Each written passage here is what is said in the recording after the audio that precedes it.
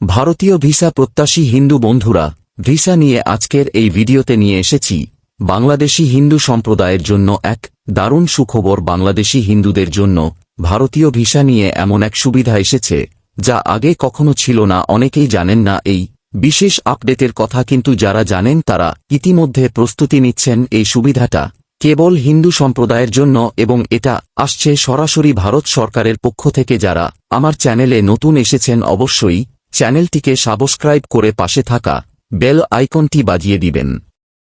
আমরা এই চ্যানেলে ভারতীয় ভিসা সংক্রান্ত সর্বশেষ আপডেট দিয়ে থাকি, তাই অবশ্যই চ্যানেলটিকে সাবস্ক্রাইব করে রাখবেন। ভারত সরকার সম্প্রতি এমন একটা ভিসা চালু করেছে যার মাধ্যমে আপনি শুধু ভারতে যেতে পারবেন না, বরং দীর্ঘ সময় পর্যন্ত সেখানে অবস্থান করতে পারবেন। 5 বছর পরে স্থায়ী ভোটার হতে পারবেন। আজকের এই ভিডিওতে আমি আপনাকে জানাবো কিভাবে এই সুযোগ আপনি ও আপনার পরিবার নিতে পারবেন। অনেকেই ইতিমধ্যে এই সুযোগ কাজে লাগিয়ে কলকাতা, বেনারস, মুম্বাই বা পুনেতে আত্মীয়দের কাছে চলে গেছেন। এই পরিবর্তনের ফলে অনেক বাংলাদেশি হিন্দু পরিবার ভারত সফরে সহজতর পথ পাচ্ছেন।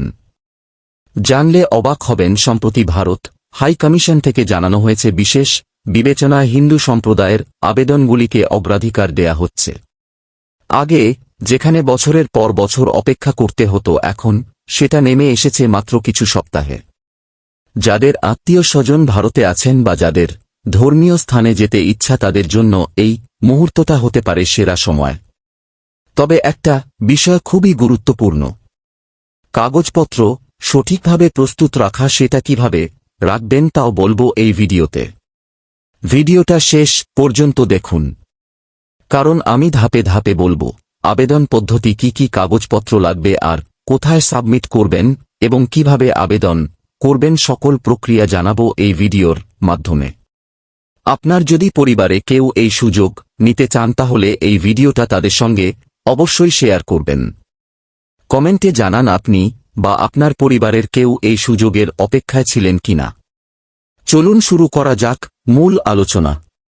এলটিভি ভিসা বা লং টার্ম ভিসা হল একটি বিশেষ ধরনের শুধু হিন্দু, শিখ, বৌদ্ধ, জৈন, খ্রিস্টানদের জন্য ভিসা, যা ভারত সরকার বাংলাদেশ, পাকিস্তান বা আফগানিস্তান থেকে আগত সংখ্যালঘু সম্প্রদায়ের জন্য দিয়ে থাকে। বিশেষ করে হিন্দু, শিখ, বৌদ্ধ, জৈন সম্প্রদায়ের মানুষ যারা ধর্মীয় নির্যাতনের কারণে ভারতে আশ্রয় নিতে বাধ্য হয়েছেন, তাদের জন্য এই ভিসা বিশেষভাবে প্রযোজ্য। নতুনভাবে হিন্দু, শিখ, বৌদ্ধ, জৈনদের জন্য চালু করেছেন।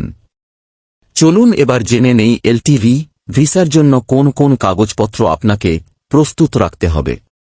পাসপোর্টের কপি, ভিসা এবং আবাসিক পারমিটের কপি, ছবি।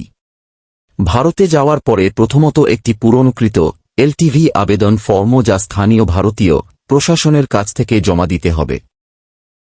এরপর আপনার বাংলাদেশি পাসপোর্ট বা অন্য পরিচয়পত্র যেমন এনআইডি বা জন্ম সনদপত্র, ধর্ম ও জাতীয়তার প্রমাণ, স্কুল সার্টিফিকেট, ধর্মীয় নথিপত্র বা পরিবারের ধর্মীয় পরিচয়ের কাগজপত্র, ভারতে অবস্থানের প্রমাণ, বাড়ি ভাড়া চুক্তিপত্র, স্থানীয় লোকদের রেফারেন্স লেটার বা রেশন কার্ড। আপনাকে লিখিতভাবে জানতে হবে যে কেন আপনি বাংলাদেশ ছেড়েছেন, মানে ধর্মীয় নিপীড়ন, নিরাপত্তাহীন বা অন্য কোন কারণ। পুলিশ ভেরিফিকেশন রিপোর্ট, স্থানীয় থানার মাধ্যমে আপনার নামে কোন মামলা ভারতে আছে কিনা তা যাচাই করা হবে।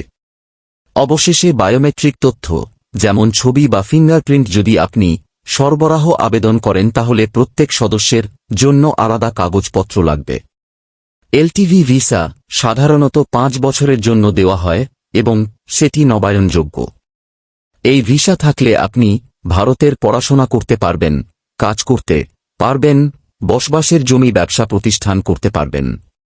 এমনকি 5 বছর পরে নাগরিকত্বের জন্য আবেদন করতে পারবেন। বিশেষ করে এখন ভারতের সিটিজেনশিপ অ্যাক্ট সিএ অনুযায়ী 5 বছর পরে স্থায়ী হতে পারবেন। তবে মনে রাখবেন, সব রাজ্যে একই নিয়ম নয়, কিছু রাজ্যে স্থানীয় অনুমতির প্রয়োজন হতে পারে।